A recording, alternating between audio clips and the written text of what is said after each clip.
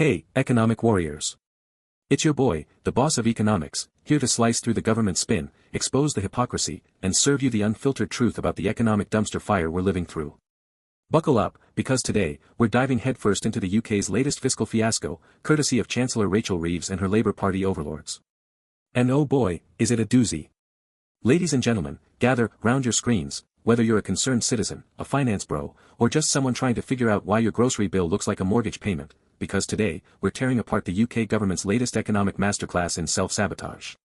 Chancellor Rachel Reeves is about to take the stage with her spring statement, and if you thought the UK economy couldn't get any worse, think again. This is Boss Economics World, where we call out the clowns running the circus, armed with data, satire, and a healthy dose of outrage. Let's break it down, from the surface-level spin to the deep, dark economic rot underneath. First off, let's talk about the headline act of this tragicomedy. Rachel Reeves is blaming global economic headwinds for the UK's woes, as she swings her fiscal axe to chop £10 billion, that's $13 billion for our American friends, from government spending. Oh, poor Rachel, caught in the unforgiving storm of global markets, right? Wrong. This is the oldest trick in the politician's playbook. When your policies tank the economy, just point your finger at the big, bad world and cry, it's not me, it's them. But here's the kicker, folks, Reeves isn't just slashing spending because of some vague, global headwinds. No. She's doing it because her own fiscal rules, the ones she imposed on herself, are tighter than a banker's tie at a tax evasion hearing. And guess what? These rules are now backfiring spectacularly, forcing her to gut public services, all while her own Labour Party is starting to turn on her like a pack of hungry wolves. But hey, why take responsibility when you can blame Donald Trump's tariffs or Russia's war in Ukraine? Classic politician move, Rachel. Grade A deflection. Now, let's dig into the meat of this economic horror show. Reeves' plan to cut £10 billion from day-to-day government spending is nothing short of a return to the dark ages of austerity. Remember the 2010s, when the Conservatives slashed public services to ribbons, leaving the NHS on life support, schools crumbling, and local councils begging for scraps? Well, guess what, folks, Labour's bringing it back, baby.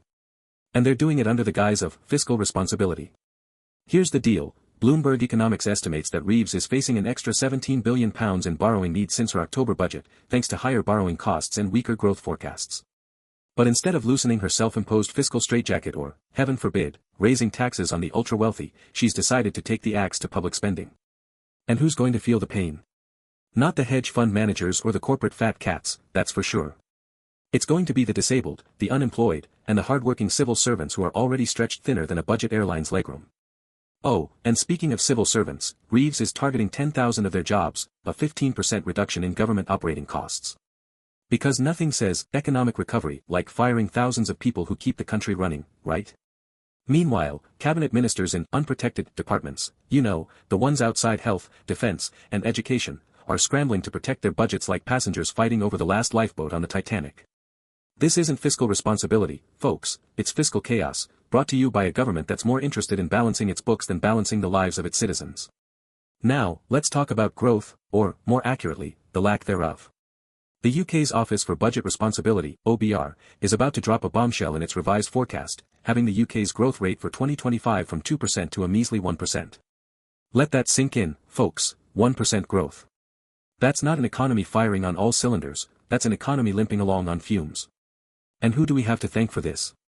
You guessed it, Rachel Reeves and her brilliant economic stewardship. But wait, there's more. Reeves is trying to spin this disaster as a necessary adjustment in a changing world. She's even trotting out the tired old line about delivering the biggest budget in a generation back in October, as if throwing money at public spending without a coherent growth strategy is some kind of achievement. Newsflash, Rachel, public spending without economic growth is like pouring water into a bucket with a hole in the bottom, it's not going to fix anything. And here's where the data comes in to slap some sense into this madness. According to the International Monetary Fund, IMF, the UK's GDP growth rate in 2023 was a pitiful 0.1%, making it the second worst performer in the G7, only ahead of Germany. Fast forward to 2024, and the OECD predicts UK growth will be just 0.4%, again, among the lowest in the G7. Compare that to the US, which is chugging along at 2.7%, or even the Eurozone at 0.8%, and you start to see the picture. The UK isn't just underperforming, it's practically comatose. And yet, Reeves wants us to believe this is all because of global headwinds. Give me a break. Oh, but it gets worse, folks. Let's talk about the elephant in the room, stagflation. For those of you new to the economic game, stagflation is the toxic combo of high inflation and stagnant growth, and guess what? The UK is right in the thick of it. Inflation in the UK hit 4% in January 2025, according to the latest data from the Office for National Statistics, ONS, double the Bank of England's 2% target. Meanwhile, growth is flatlining, as we've already established. This isn't just bad news, it's a full-blown economic nightmare. And who's to blame?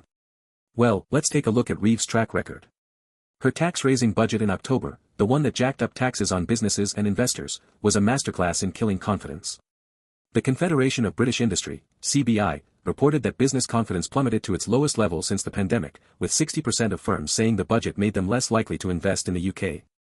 And don't just take my word for it, the bond markets went haywire in January, with UK gilts getting hammered as investors panicked about stagflation risks.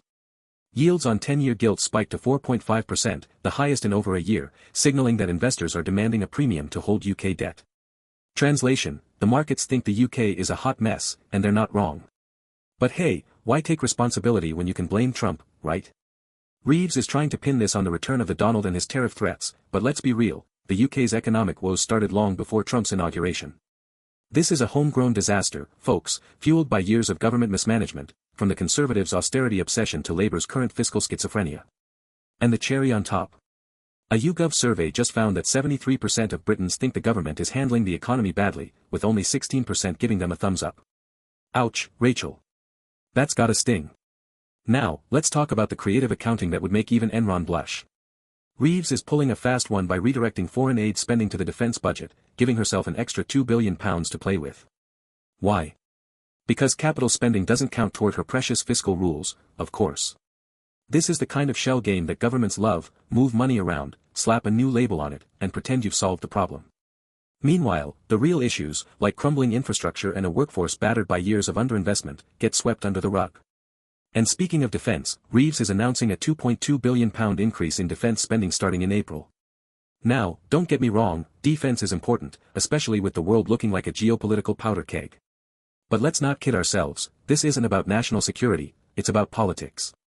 With Trump back in the White House and Europe scrambling to boost its defenses, Reeves is trying to look tough on the global stage. But here's the thing, you can't fund a strong defense on the back of a weak economy. Just ask the Soviet Union how that worked out. So, what's the takeaway from all this, folks? Simple, the UK government, under Rachel Reeves' leadership, is driving the economy straight into the ground, and they're too busy pointing fingers to notice. From Austerity 2.0 to stagflation risks to accounting gimmicks, this is a masterclass in how not to run an economy. And the worst part? The people paying the price aren't the politicians or the billionaires, it's you, the ordinary citizen, who's stuck with higher taxes, worse services, and an economy that's going nowhere fast. But don't worry, folks, Reeves has a plan. She's hoping supply-side reforms will magically boost growth, so she can avoid raising taxes or borrowing more in the autumn. Yeah, good luck with that, Rachel. Maybe instead of chasing mirages, you should start by scrapping those draconian fiscal rules, investing in real growth drivers like green tech and education, and, here's a wild idea, actually listening to the 73% of Britons who think you're doing a terrible job. Alright, economic warriors, it's time to get loud. Share this video, flood the comments with your thoughts, and let's hold these clowns accountable.